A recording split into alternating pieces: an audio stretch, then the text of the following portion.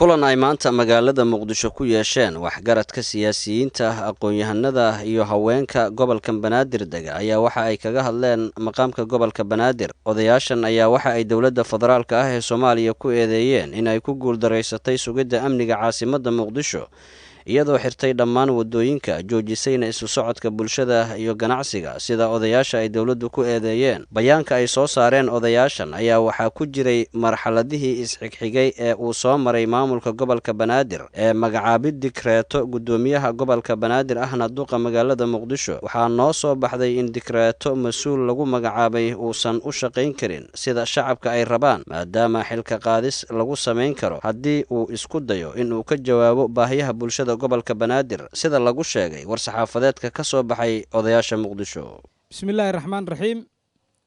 Odayaasha dhaqanka Muqdisho war murtiyeed 29 bisha 7 2019.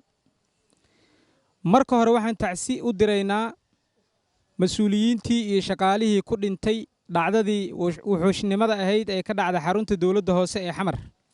Intii dhimatay Allah u naxariisto, inta dhaawacantayna Allah u boogadhayo.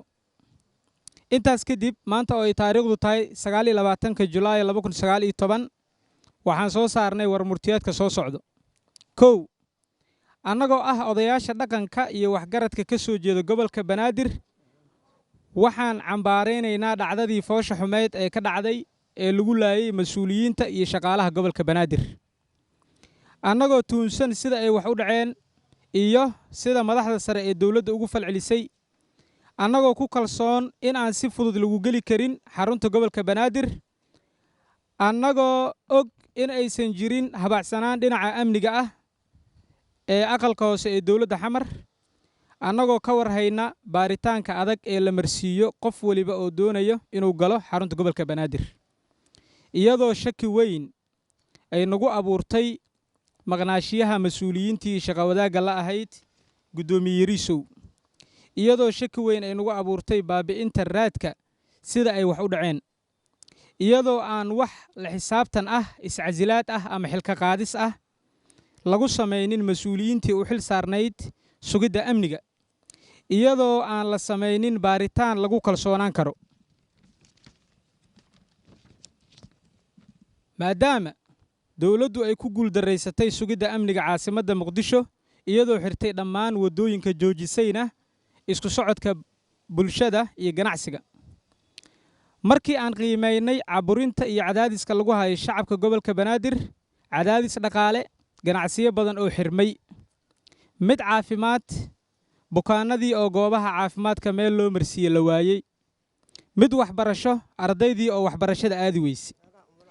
maadaama amni darrada iyo qaraxyada ay gaareen xafiisyada dawladda iyadoo dawladdu aysan haynin qorshe cad oo lagu sugayo amniga caasimadda markii aan qiimeynay marxaladihii isxigxigay uu soo maray maamulka gobolka Banaadir ee magacaabid dikreeto gudoomiyaha gobolka ahna duqa magaalada waxaa noo soo baxday in dikreeto mas'uul lagu soo magacaabay uusan ka shaqayn karin sida shacabka ay wax u rabaan maadaama xilka qaadis lagu sameynayo haddii uu ka jawaabo baahiyaha dadweynaha.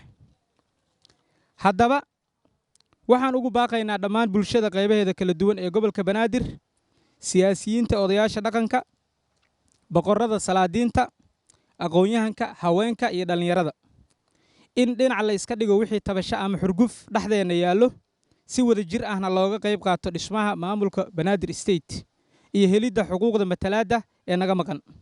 Ugu dambeyn waxaan ugu baaqaynaa dadka reer Muqdisho inay si degdeg ah isugu yimaadaan shirweyne wada tashi ah oo lagu dhisayo maamulka bulshada Banaadir ay doorteen si amnigooda iyo dhaqaalahooda iyo horumarkooda ay ugu shaqeeyaan. Wabillahi tawfiiq. Cabdi Waxiid Cabdullaahi Daahir, Dalsan TV, Muqdisho.